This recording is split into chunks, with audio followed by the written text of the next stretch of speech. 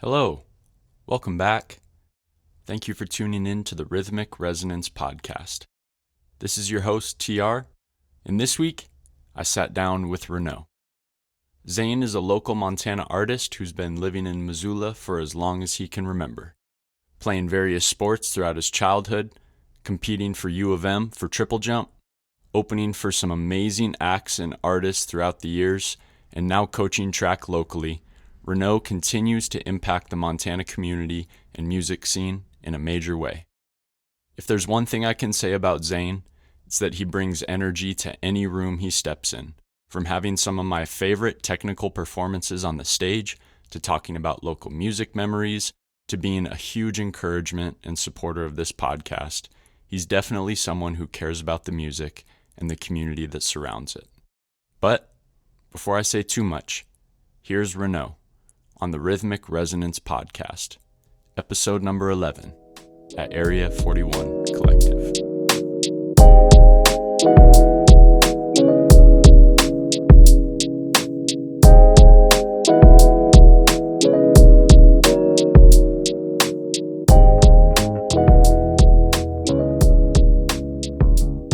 Where are you from? Originally, I'm from Seattle, Washington, Redmond. Really? Specifically, yeah. Oh, okay. I was born across from the Microsoft building. Yeah, Bill Gates is my real father. Rest in peace. Wait. No, I was born in Redmond, Washington. I've lived in Missoula since I was 2 years old. My parents, Really? Okay. my parents both graduated college. My mom's from Great Falls, so Sweet. Okay. Missoula was kind of the landing spot that they were both trying to get back to. Nice. So yeah, I've lived here for most of my life. Yeah. And just hung out. Yeah. How have you liked it? Dude, I love Missoula. Yeah. It's cool. I do describe it as like a bowl. Like you ever trap mice and they can't like climb out the side of the bowl? Dude, I've trapped marmots in a 5-gallon bucket with vanilla wafers. Nobody's ever put those words together, so thank you. Out of a window well. Out of a window well. Wow. That was dinner for the week. Technique. You know. And yeah, no, I describe it as like Missoula just kind of like traps people here, and like I don't feel trapped. Like I'm not like really trying to go anyplace else for a long term, but like people move here or visit here and they're like, I like Missoula. I think I'm just gonna stay. dope. I'm just Yep. gonna stay here, and then they slowly realize that they actually can't get out, and you know, it is what it is. That's but an I love interesting Missoula. perspective. Like I said, I've been here a long time. Yeah. So, growing up here, what were you into? It was always just sports. Okay. It was sports all the time. From yeah, like super little. My dad was an Olympian in like the 80s, and so just kind of Crazy. grew up with that. He was still racing bikes when I was little, so we were at like the velodrome, like the banked bike track a lot. He was pretty involved in like city league sports and stuff as well. So Sure. Grew up around soccer and football and all that stuff. Sure. And which one did you excel in, would you say? Track got me the farthest. I ended up competing in college as a triple jumper mostly. Damn. But like soccer was what I like really, really loved. Yeah. And yeah. Isn't triple jumping like tough on your knees? Yeah, it's horrendous. Yeah. Like actually, it's not terrible for if you learn how to do it correctly. Right. I didn't specifically learn how to do it correctly. I jumped very bad for 2.5 years. And I also like they have jump specific spikes that are like more padded. Oh, okay. I was just jumping in my sprint spikes. And so, you know, when you run full speed, jump as far as you can off a board, come crashing down on the same leg. Yeah. And just do that repeatedly, like day after day, meet after meet after meet. Like I had to switch my jump leg when I got to college because my like left knee just won't do that anymore. Did you compete in college? Yeah. Crazy. I competed for 4.5 years for the Grizz. Nice. Yeah. That's fun. And it was, it was fun. It was trackflation. I don't know if you've heard that that term. Not at all. So I still coach, so I'm very involved in track and stuff. But like times, distances, just marks in general are going crazy right now, like across the board. Like you kind of had, like when I was competing, this makes me sound ancient. It was like, oh, you're like, okay, you can triple jump 45 feet. Like that was D1. Like the Big Sky Conference isn't super strong. Like you're not competing nationally with a jump like that. Yeah. But like you're placing it at the conference championships on a jump like that. Now I've coached 3 or 4 kids over the last however many years that have all jumped farther than that in high school. Like crazy. And in the state, it's like it's way up. Like you have to push the state record every year to win the event. And it's not like, oh, one guy's doing that. It's like, oh, you have 5 guys or 10 guys, and like it's just even more broad across the nation. I guess across the world. Like really, but like and so it's like I don't know. I don't remember what you asked me specifically. So no, it was couldn't more wrap that one up. No, it was just like college track and stuff. But like, so you've seen that like rise, even like from like the younger kids. Do you think it's like they're getting more proficient at it? Has there been like rule changes or something? Nope, no specific rule changes.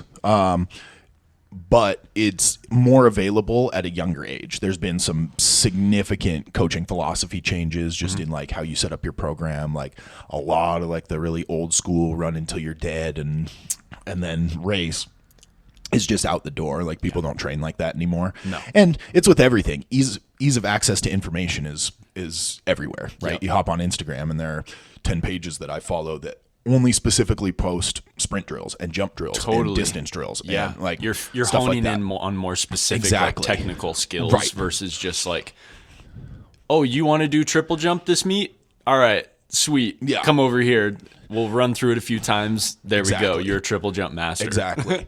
And what was I going to say? It is more available, like just in communities now. Like there wasn't a club team in town when I was growing up. It started around when my brother was getting ready to be done with high school. So he was one of the first high school athletes here that had that club available to him. Yeah. And now I coach for the same club and we have 150 plus athletes. It's like a whole nother school team in the off season. So you can just do it year round. Exactly. To stay seasoned. Exactly. For sure. And so it's just availability. It's with anything. That's dope. Do you enjoy coaching? I love it, man. Yeah.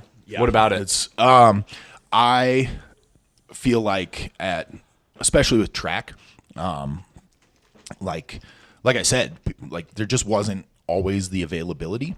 And I feel like some people end up in it because like, oh, you can do this. Why don't you teach other people to do this? Yeah. And that's not always the way that like works. Yeah. And so I really, really want to help like kids learn it the right way and like enjoy what they're doing. Totally. Like, I started coaching cross country.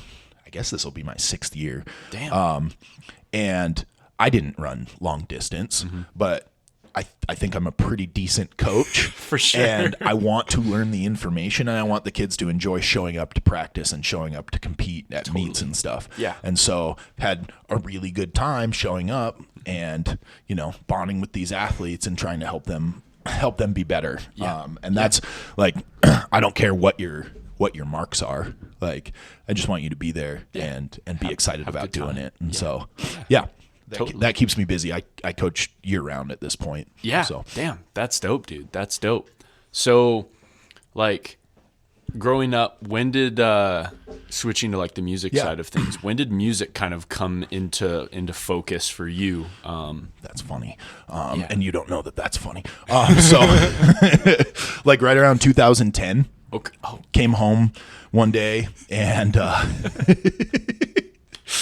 15 years ago. Yeah, 15 years ago. Fire. Came home one day and my brother and my friend Mike are sitting down and they're like, hey, like we've both been like writing some poetry. They were both going through some relationship stuff and whatever. They're like, we think we want to start rapping. You want to like get in on this?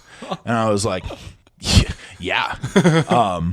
And so we just like got on GarageBand and started rapping. Like Crazy. just found, the classic YouTube beats and stuff. Yep. Why it was funny how you asked that is because one of Mike's first rap monikers was Focus. And so, and so we still give him a hard time about it. That was a long ass time ago. But yeah, we started rapping right around 2009, 2010. Crazy. Yeah. Who were your like influences at that point? Who were you listening to kind of growing At that point, I listened to a lot of Tech Nine. Yeah. Who else? I like hip hop wise. I wasn't listening to a ton of rap. It doesn't have to be rap. It can be like whatever you were listening to. Yeah, I listened to a lot of rock and more like on the metal, screamy side of things. Avenged Sevenfold, Atreyu. Nice. As I got into earlier college, you meet people and they have their little niche music tastes. that they want to listen to. So like some like stuff like I Wrestled a Bear Once, if you've ever listened to them. Like, No. some pretty heavy shit. Like, Acacia Strain. They do like screamo party rap kind of stuff. Cool. Bullet for My Valentine, like some of the more emo sort of stuff. And then like from my parents' side, they listen to a lot of reggae. My dad's from Belize, so a lot of Caribbean style music and a lot of just like classic '80s Styx, Queen, Journey, Foreigner, that kind of Scorpions. stuff. Yeah, For sure. yeah. So a bit of everything, and at that point, not a ton of rap. Sure. I mean, it's interesting. The more people I talk to, how it's not really ever been a ton of rap that gets people into rap. It's like all these other influences that were like built upon, and then we find rap and we're like, whoa, this is pretty cool. Yeah. And I connect with this. Yeah, for sure. I think rap is slightly harder to connect with because like it's just it is like, I don't know, there aren't layers necessarily to it, and there are. That's really oversimplifying it. But if you just like throw on Bohemian Rhapsody or something like that, you're like, whoa, this guy's singing his ass off. Yeah, like, this is a crazy he sang song. really high, and he said "Mamma Mia," and whatever. And you're like, this is very interesting. Where if you throw on like 50 Cent, like the Get Rich or Die Trying album, I'll listen to that front to back any day of the week. But it's it's definitely like, oh, this is a lot of guns and this is very aggressive. And, and it's like, but he's talking about his life and like making it out of that. And that doesn't connect with people. Totally. The musicality on that. Yeah. There's it's more instrumental, with like Bohemian Rhapsody versus like rap is more of like perspective and introspection and all that kind of stuff. And I refused to get good at singing when I was young. My parents put me in like all city choir. And really? I did choir and choir up till I don't know, whenever you can choose band over choir. And like I just didn't think singing was cool, and so I never put any effort, and so like now I'm like, shit, I should have gotten better at singing, so I'm like really trying to work on that. That's great. No, I'd say I'm kind of like the opposite. I was really big into choir growing up. Like I was in like youth choir and stuff, and like choir all 13 years of school. Right. So it was like so it's like it's interesting. Were you in band though? Yeah. What did you play in band? I got conned into playing the French horn. Ooh, I wanted to play the trumpet. Ooh. And they were like, "Oh, we have a lot of trumpets." And I was Isn't like, that the worst? I'll play the saxophone. And they're like, "We have a lot of those too. But you know what's really cool? The French horn." That's what they all say. Like, so 8 years later, never practiced once. I'm like, my ear is good, so I got by on that. And there was especially in high school, there was a girl that really cared about it and ended up like playing in college and post college and stuff.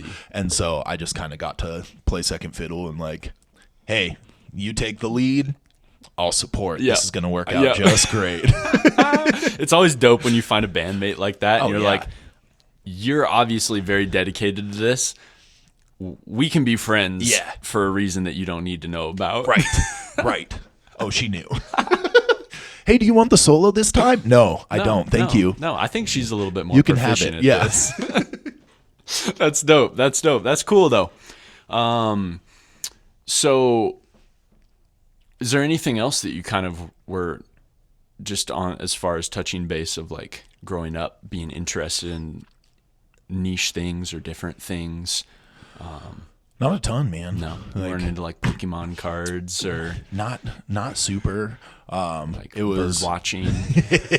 shout out Bert, man. Or- Bert's gonna get a shout out every episode You will. now. You will. Or like Falf. I know you're a big Falfer. That's now. a new one now. Yeah. Yeah, I started Falfing. I'm a COVID kid for Falf. Okay. We'd go from always being outside and always doing stuff to, hey, you're stuck in your house, and like there's so many opportunities to just go hiking, and sometimes you don't just want to go climb a mountain, so why not throw things while you climb a mountain? Exactly. Yeah, so this is probably year 5 of like Sweet. playing a significant amount of disc golf. Okay. And I'm still not great. I can throw pretty far. Oh, I bet. I can sling Wing it, that thing. but I can't putt. Putting is the toughest But I have fun, part. and my dog likes it.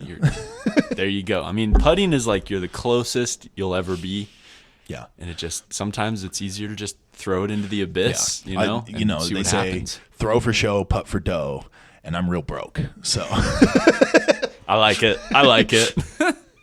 So,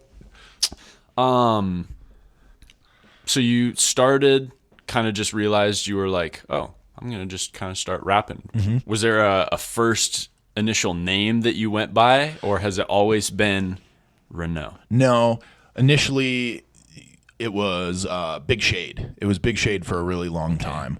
For why? Random name generator. Nice. Yep. Beautiful. Big Shade. The classic one. Okay. Yeah.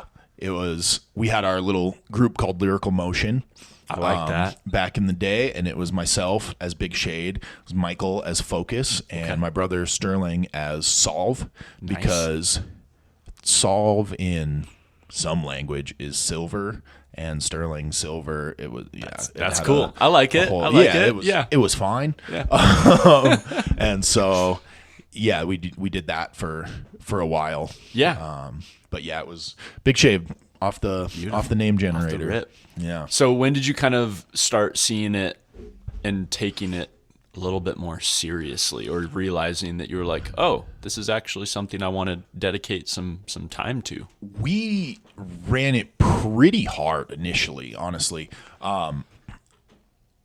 Michael was on a timeline because he was kind of doing an album as a senior project. Damn. And it was our group album. He wasn't doing a solo album as that, because he hadn't graduated high school yet. Okay. And so we like got in and like got after it and put out an album pretty fast. Damn. And you're ambitious when you're young. We were playing a lot of shows. Like Really? Shadow was obviously doing his codependence thing. Sure. And they were on everything, and we were not quite on everything, but we were on a lot. But of you wanted things. to, like, you wanted to be on them. yeah, like playing the old Palace and stuff. We opened for Hobson in 2011. Bro, like crazy. right before he fucking was Took out off. of here. Yeah. Just some really cool stuff like that. Some Seattle artists. Sweet. And so we were like really hitting it hard. Yeah. You get ambitious. We ordered 1,000 physical copies of our first album, and I probably have 500 of them To this in day, boxes. dude, I need one. Oh my god! If you can find have it, I one. Oh need yeah, I one. know exactly where they are. I'll get you a whole stack. You can throw them at people or whatever.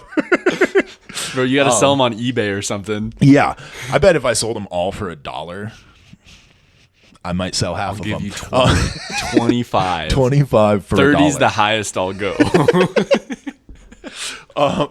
So yeah, album came out, but Yeah. we did make all our money back off Sweet. of all the studio time and all the you pay for all your beats, and like we paid for like exclusive licensing on all of that shit. Like I think at that point, like we weren't familiar with how stuff works. ASCAP, BMI, you hear of that stuff, but we ended up like paying for copyright on some of them. I don't remember if we copyright the whole album. Okay. But there are definitely songs that like we like legally have the copyright filed and stuff like that.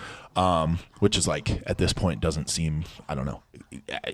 It seemed really cool at that point, and now it's kind of like, why did we do that? I mean, I understand it though, like just having the ownership, like taking it in a business mindset of like, we own this is ours. Bing bang boom. And with four-ish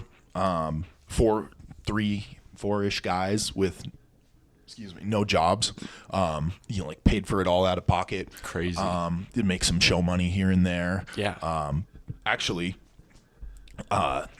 there is a guy who used to be in town here, and he showed us a lot of like mixing kind of stuff, and we did all our recording with him and whatnot. And he was like, "Hey, if you guys want to throw a show at the Elks or whatever it was at the time, I'll pay the deposit and I'll MC, and then you guys can perform, and we'll just do it like a dance." He's like, "I won't even perform." And so that was one of the first like really like sold out shows at the Elks that wasn't like a touring act or anything. Like they ended up having to open the upstairs to stay within fire code because there were like too many people in there. Crazy. And we made like I think we were pushing $4,000 that night off of like $5 door tickets. Dog. And so we split it with, I mean, obviously he had to get his money back, and he like emceed the whole night and stuff, but we split it. And then so we were like, that's crazy, like really pushing then. Yeah. And then you just get busy, you know. I'm in college, I'm competing in track.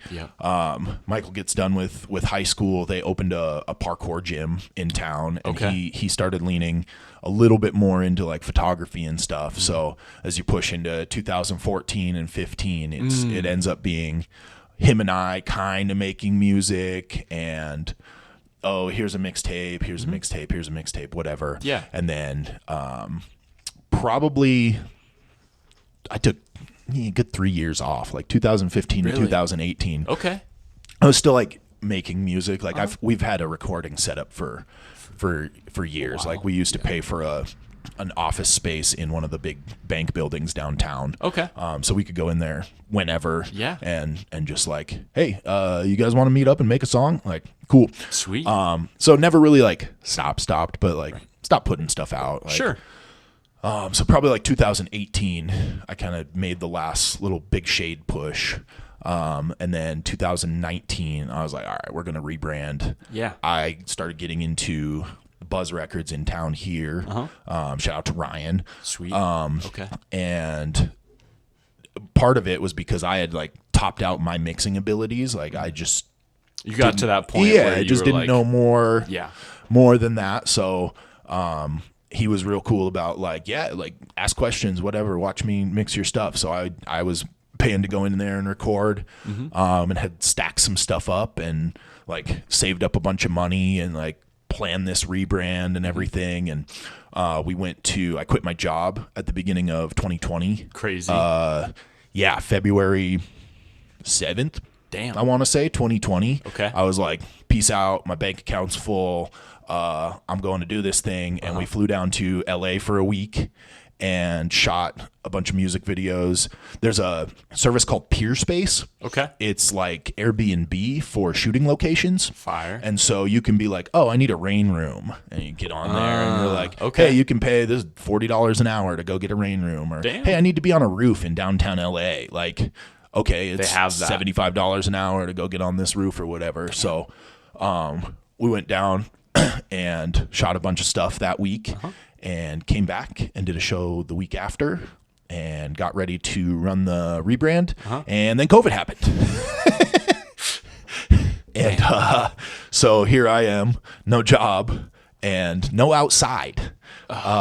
Shit. And so that kind of got put on the back burner. Like COVID didn't feel like the time to put out music. So I didn't really like push into the Renault thing until probably like 2021. Crazy. Made the new Instagram. Yeah. Dropped a new music video. Started putting stuff on Spotify. Yeah, and then kind of been running with it since then. Damn, I got like the whole history right Yeah. there. That's dope. That's dope. I mean, not dope that like, you know what I mean. Like, there's It happened to all of us, you know. Yeah, that's crazy though, because like, I mean, just as I talk with more people, like that's like COVID was like a really big like stunt for a lot of people, and it just kind of like cut the flow off of the dam, or like a dam a little bit, where it's like we're pushing, like music is at this like peak, you know, the scene is at a peak, and then just like thoop.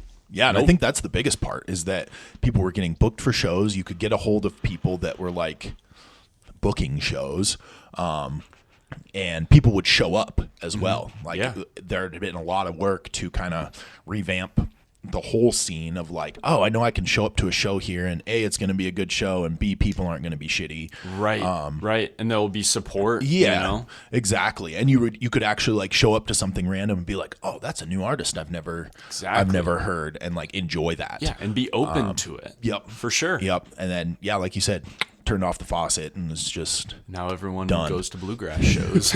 Right. And I respect that. You know? I'm bummed that I'm missing Red Ants Pants. Are you? Yeah. Well, because I've never been. Neither I have family that lives in White Sulphur Springs. Okay. And Shadow's playing there this year. Oh, that's and so right. it's like he is. That was the three, like I should be there this year, and I don't think it's going to work out. But you know, bluegrass, shout out. Yeah. No. I mean, and I think it's an interesting thing how it's made its way into this market where it was kind of, you know, as you talked about, like, I guess I could have you explain like what the scene was like when you were first starting out, because you're talking about, you know, names like Hobson and opening for these awesome people that a lot of us grew up listening to, and then like they're here before their careers take off, you know. So it was like a very how do I say this, like fertile soil area where like people were coming and getting a lot of fans and exposure, you know. Sure. Talk about the scene a little bit during that time. Yeah, I mean, when we were doing our group stuff, like I said, Hobson came through. I know, like, we were just kind of naive too. We like, you kind of live in your own little world. We do, and so there were like Macklemore came through 2 or 3 times before he played, like, sold out the Adams Center, like before Macklemore was Macklemore, and like I hated that dude. Like the people I was working with at the time, we'd worked on a Forest Service crew, so we were out in the woods and like, hey, what are you listening to? Hey, what are you listening to? Cool. And somebody's like, check out Macklemore. I was like, this sucks. But like now it's like, this guy? It's like, damn, I probably missed out on some really cool shows at, you know, the Palace or wherever the little spots were at that point. Yeah. I think on the opposite end of the cool people who were coming through, and I don't want to talk disparagingly about anybody, but there was kind of the last wave of people that were all doing shows, and they did every show, and it wasn't it never felt like you had a chance, extra polished or anything. You know, they were there to play their music, not to put on a show. Totally. Like a performance, an experience. Right. Yeah. And so people got tired of it. So it kind of died down a little bit, and then again was coming back up. But I feel like good shows were always coming through, and if you were like tied in, you knew where to be when, and like you weren't going to miss out on like Prof. Like, I was late to the Prof train. He's coming back like soon. I think I excited. saw. Yeah. I saw him last year. Insane. So good. Okay. One of the best shows I've ever been to. Awesome. But like I just didn't know, so I didn't like show up to that. But like, you know, we had people like Crooked Eye and Locksmith comes here still like once a year or so. Back when Cess Crew was with Strange Music and Tech Nine and stuff, they came here on their own. On their mini tour. Like Tech was here all the time. Oh yeah. He still comes once a year, I think now. He doesn't tour quite as much, but he was here twice a year. Crazy. Like, I think I've been to 4 or 5 Tech Nine shows just because the stage show is insane. Yeah. Machine Gun Kelly came in 2014, 2015. His Wild Boy tour. Oh yeah. Holy shit. Oh dude. Oh wow. Yeah. And I think the Codependents opened on that one. Yeah. I think if I remember saw a correctly. picture of that the other day or something. Yeah. So it was you just had to be in the right places. But there was a lot happening. Yeah. Oh yeah. It was nonstop For sure. That's crazy, bro. That's crazy. Who is like your favorite that you've been able to like open for? Probably Hobson, honestly. Yeah. Not just because he's like my favorite rapper that I've gotten to open for, not because he's like he wasn't the favorite like guy to meet or anything. We're little kids, dude. Right. We come in, he's like in there, they're on tour. This is before Funk Volume is Funk Volume. They're tired, they're fucking around, and some 18-year-old comes up and goes, "Yo, bro, you want to play some hacky sack?" And he's like, "Fuck off!" Like he actually didn't say "fuck off." He said, "No, thank you." But like, "Hey, well, here's our 5-song mixtape, and you want to play some hacky sack?" Like, no, fuck you, little kid. 100%. Like, I get it. That show went really well, though. We got some advice back in the day. Beautiful. Of like constructive criticism. Well, yeah, that, and just like how to position yourself. So if you're doing a show and you get a choice of where you're going on the bill, like go first or be the headliner, right? Because you either set the tone or you're who people are there for. You don't want to be anywhere in the middle necessarily. And so we had the choice. We went first that show. Yeah. And it was packed. And then, the energy starts to kind of go down. People go outside, have to smoke break, whatever. Yep. And so it dips. People are annoyed. And then Hobson comes back on stage. Yep. Boom, right back in. So it looks like our crowd is the same as his crowd, which is super fucking cool. Yeah. And it's just positioning. It's not like specifically anything we did. There were guys that had been rapping a lot longer than we had that honestly have pulled really good crowds. Like, it was just one of those kind of right place, right time things. So that show always is one of those ones that it's like, yeah, we fucking did that. That's like, tight, we were in dude. there. That's so tight. How old were you at that point? At that point, 19. I was 19. So crazy. Michael 2014? No, this was or 2011. That show was 11/11/11, November 11th, 2011. Crazy. Yeah. Damn. And so like, my brother we'd have to like talk to the venue beforehand because he was 14 years old, Michael is 17, like they're underage. It's like, hey, you guys can come in and perform, and then you have to leave. That's so dope. They're not allowed to stay in here. Right. So that's dope, dude. Yeah. It's pretty cool. Damn. So you've been rapping for a minute.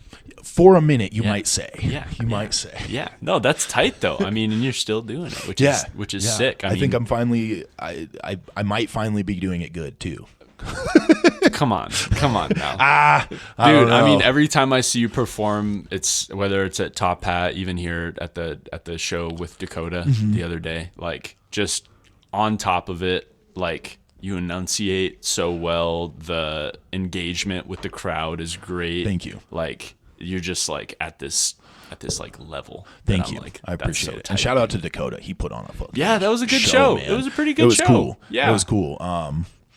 But yeah, I appreciate that. Thank you. It's like we're probably generally our hardest critics. We are. And I have spent a lot of time not liking a lot. You like it when you make it, and then you look back, and I don't think that's special to me. I feel like a lot of people get in that circle, but I feel like I finally kind of gotten in a pocket where like, okay, every time I make something, it feels good. Totally. And like you enjoy the process, and you're actually like, I'm okay with this at the end of the day. It's not something you're like listening back and being like, I hate it. Hate it. Then you drop it and all these people are like, this is so good. Right. And then you're like, I hate it. Now it's like, we like it regardless. Yeah. So that's sweet. Yeah. That's sweet. So being through it, going through it, becoming proficient, and then COVID happens and you're like, damn. And then you get asked on to Last of the Nobodies. Yeah. Let's talk about that a little bit. I've been trying to get more perspectives and just get a first person viewpoint of it. So For like, sure. how was that experience for you? It was awesome. Yeah. Step back a year when they did like the Montana ciphers. Yes. That was like, I saw that one. You were in the junkyard? yep, in the junkyard with Finch and Depiction. Fire. And that was like kind of eye-opening because Same. you don't know how many other artists there are. Yeah, like, you're in your bubble. Yeah, Yeah. I had met Ed. I had just briefly in passing, like, hey, what's up?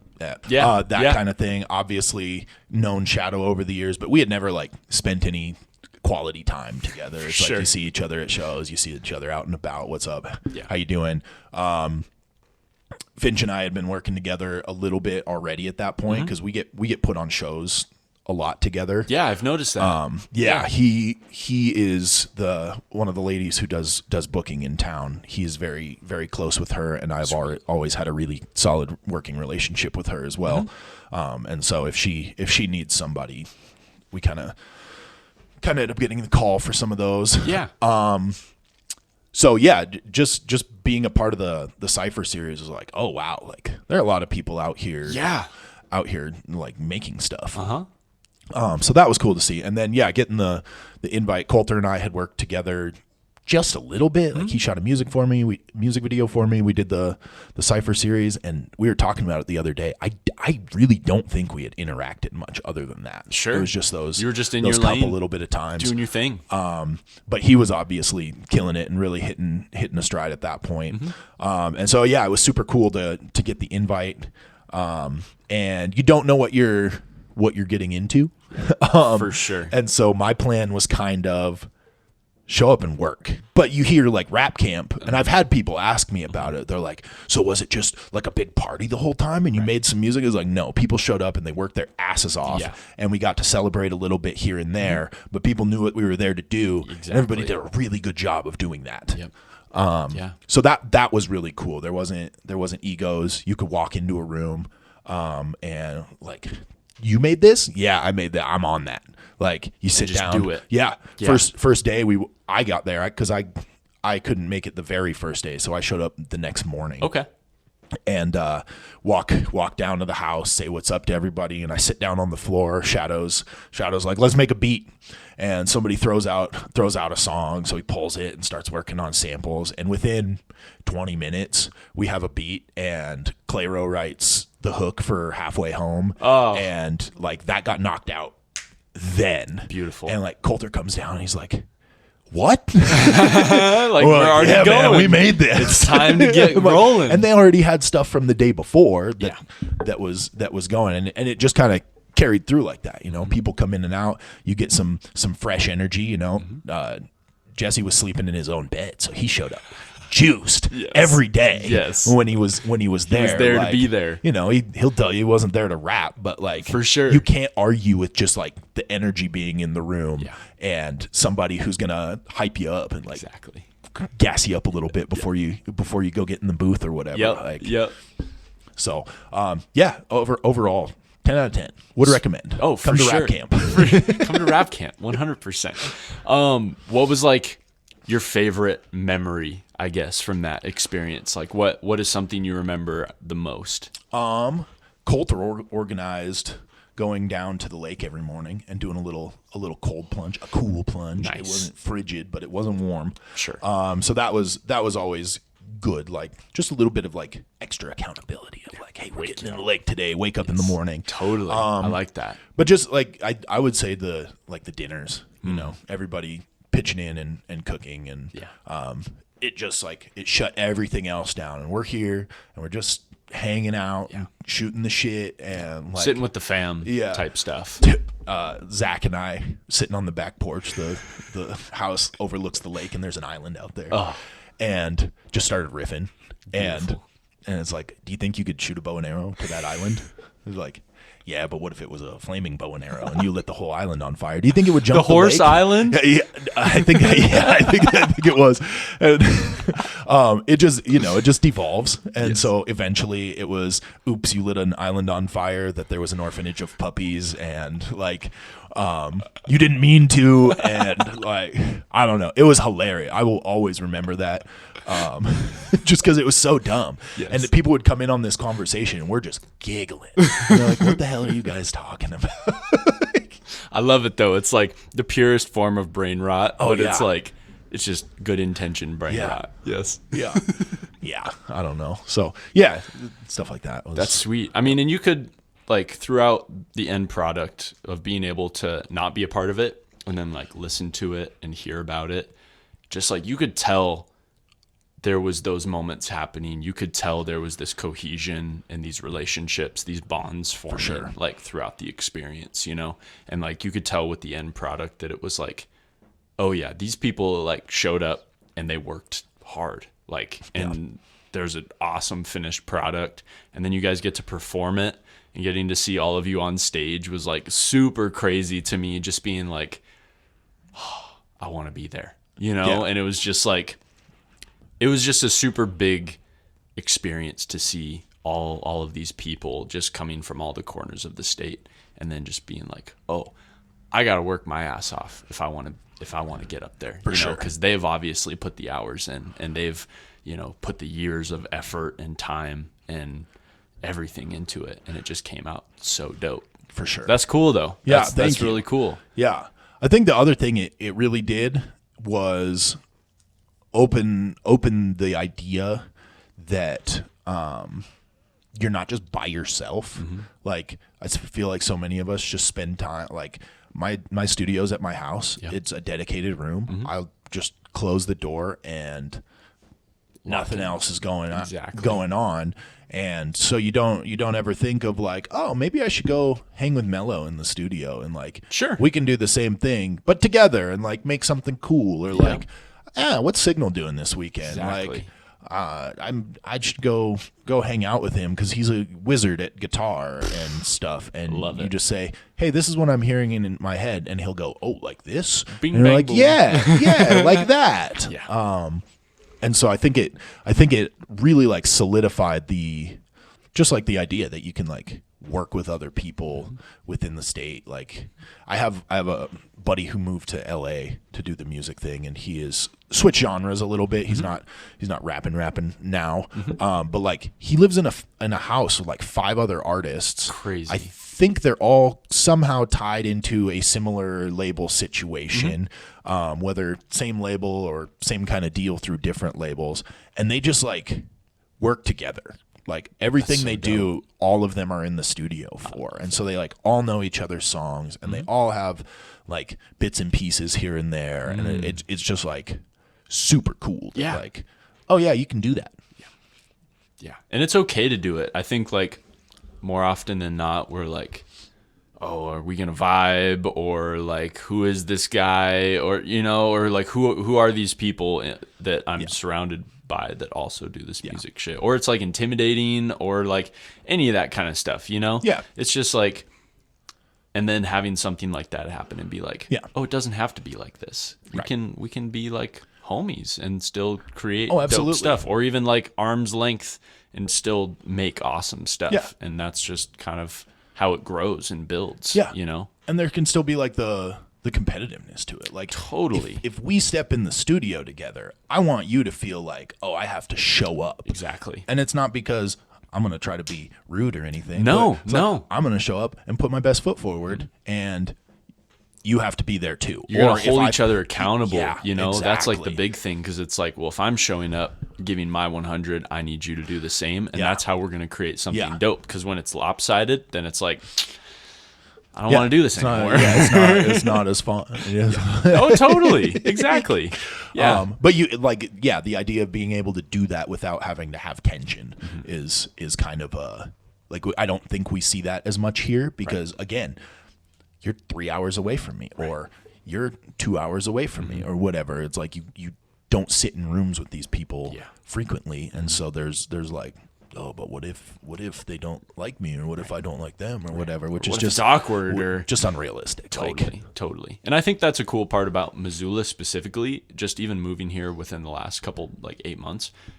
The community here is so dope. They're so supportive. Like, regardless of what you do and, like, even, like, your technical skill, they just understand that, like, art is valuable. And they, like, want to support any art that they come in contact with. And I think that's the biggest difference about, like, anywhere else I've been in Montana so far, that, like, there's just this love for art and support for art. And, like, specifically in Missoula, it's just people are so dope about it. For sure. You know? They're just like, let's do it. And you're like, what? What? You actually, like, are paying attention, or you care? You know? Oh, I mean, I was just throwing ideas around, but, like, if you want, we can. No, yeah, it's just from my perspective, it's been really cool to just find that community aspect of it over here, and just, like, it's super dope to see that for sure. In a time where, like, I didn't think that would ever happen, or on the flip side, I was one of the only people who was, like, pursuing it, and then you get to see LOTN happen, and there's like, oh, I am definitely not the only one. And people do love hip hop here, right? You know, and it's not just like, oh, everyone jaded POV, like, everyone hates hip hop, like, everyone thinks it's corny, and it's like, I mean, people might think it's corny, but it's happening, whether we like to admit it or not. Something's happening. Absolutely. Yeah. I would agree. Fuck yeah, dude. That's sweet. So, post LOTN, what did you kind of get into, or what are you kind of getting into now as it being after the fact? Well, still kind of suck at putting out music. Watch me levitate. Diamonds, it's pressure. Come on, dog. What are we talking about? That's like, what, dude, 2 songs in a year? Yeah. And it's only May. Yeah. Which is fine. And you got a mixtape coming out soon? I have 3 projects in the works right now. I have one with Mello that's, like, done. We got to tweak the master just a little bit. Sweet. So that's in the works. I have one with Signal that's about halfway done. Fire. That's also going to be, I'd like to work in 5 songs. So I have a mixtape series. I've seen that on SoundCloud. They're called the 5-piece mixtapes. And so I've done 3 of those. Sweet. I have the 4th one. I think I just have two or so verses to finish writing for that. And then I like to try to record those all in one session. Yes. So I just open one, keep it funky, and start fresh at the beginning, and just record straight all the way through. Sweet. And that's always a fun little challenge. Yeah. So yeah, working on that. And then I have just some other, like, loosey stuff that I've been working on that sounds a lot different than a lot of the stuff I've put out. Like, cool. Trying to layer a little bit more, do a little bit more singing, at least on, like, hooks and stuff. Love that. Get things moving around a little bit more, and just push it a little bit as far as, like, I can rap for 4 minutes, like, but cool. Like, but also, like, let's expand, make a better song a little bit. Yeah. So yeah, just working on that and trying to be a little more accountable to, like, the creativity of it instead of just the writing portion of it. Totally. Because, I mean, after doing it for a while, there's, like, I don't know, I've even experienced, like, you get into these ruts where you're just like, I'm just doing the same thing over and over again. You have to, like, spice it up a little bit and change it up and expand, as you said, like, just kind of expand the artistry a little bit more. For sure. Yeah. And I don't write just for the sake of writing. Like, I don't just sit down and write raps in my free time. Totally. Like, it's intentional. If I'm writing something, I'm writing something, and if I'm not, I'm doing something else. Yeah. And so when it's that specific, you know, people will be like, "Oh yeah, I have verses and verses and verses and verses and verses." And it's like, okay, my brain doesn't work that I feel way. you. I feel you. And so when you're taking the opportunity to make something, you have to be intentional about doing something different than your normal process. And, you know, it keeps me on my toes a little bit. Yeah. For sure. No, that's great. I'm super psyched to hear the new stuff and thank you. And just peep all the new music that's coming out this year, because I feel like there's going to be so much music that's being made and I just can't wait to hear it. Yeah, from everybody. Yeah, for from sure. everybody. Like, for sure. Everybody's got fucking bangers. Jobo and Bro. Shadow are working on that new project. I know. I woke up at my dad's house. No, that's not what it is, but it's just a joke. I was gonna say, you've heard it. You're in here. Oh, I've heard it quite a bit, actually. Yeah, no, I'm super psyched for the future and just hearing all the stuff that you've got coming out. Appreciate it, man. So kind of transitioning into the final thoughts.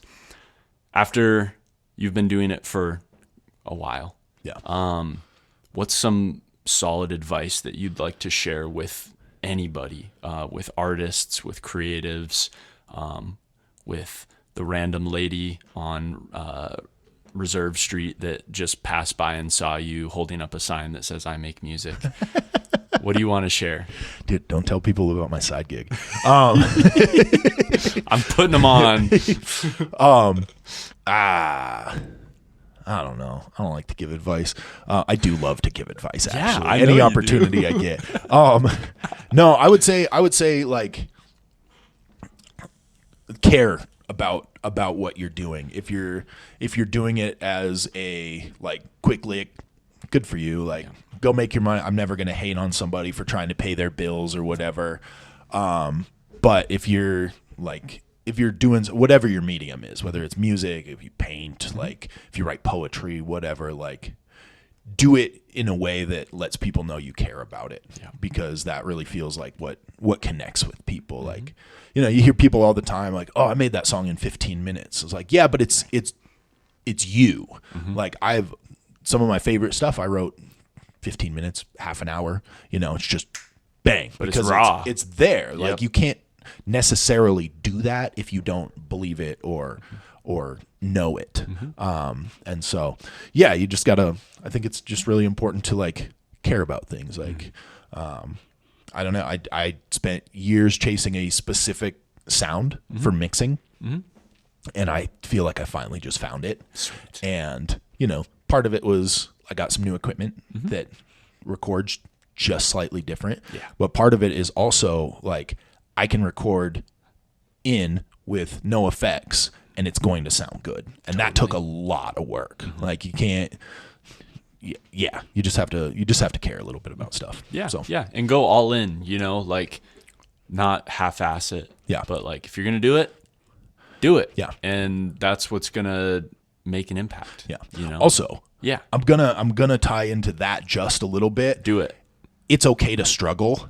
I don't think you have to suffer. You to don't make have good art. Yeah, 100%. People think that you have to like, oh, I got to spend every one of my last dollars and I have to use this lifestyle. And that's not real.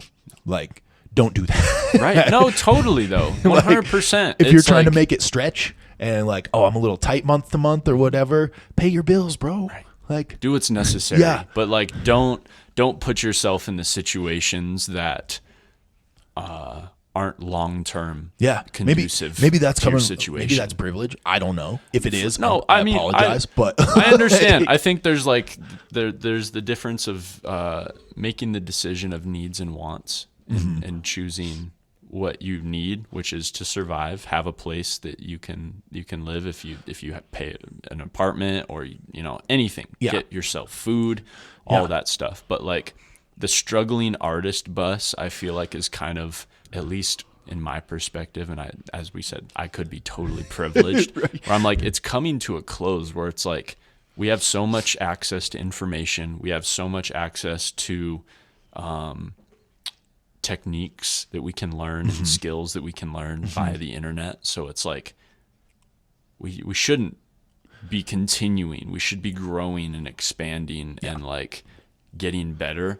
And like, you can only play that card for so long before people get sick and tired of it, and then they just go find somebody else to listen to or support or any of that kind of stuff, you know? Yeah, absolutely. Yeah, like you have to learn and try and evolve and advance. Not maybe evolve with the times. You can still like stick with your sound. Oh yeah, absolutely. But like you have to move on, you know? Don't look back. You have to like look forward. For sure. Constantly be working towards getting better and growing, because the struggle bus is kind of running out of gas. Yeah. You know what I'm saying? You know, like we're all on it anyway, you know, like you don't got to be the one pushing it. Totally. Yeah. No, exactly. It'll drive on its own. 100%. No, I totally agree with you. It's just there comes a certain point where it's like, all right, let's keep it pushing, dog. Yeah. Yep. Sweet. Beautiful. I love that. Highs and lows, anything and everything with the man Renault here at Area 41. Damn. Bars, bro. I love it. Thanks for coming through, dog. I Thank appreciate you. Long arm boys. Yes, sir. Give them the wingspan. Wingspan. Biggest hugs. Dude, we got to put out a mixtape that's just called Wingspan. I'm here for it. Let's rip it. All right. Thanks so much. Thank you. All right. All love.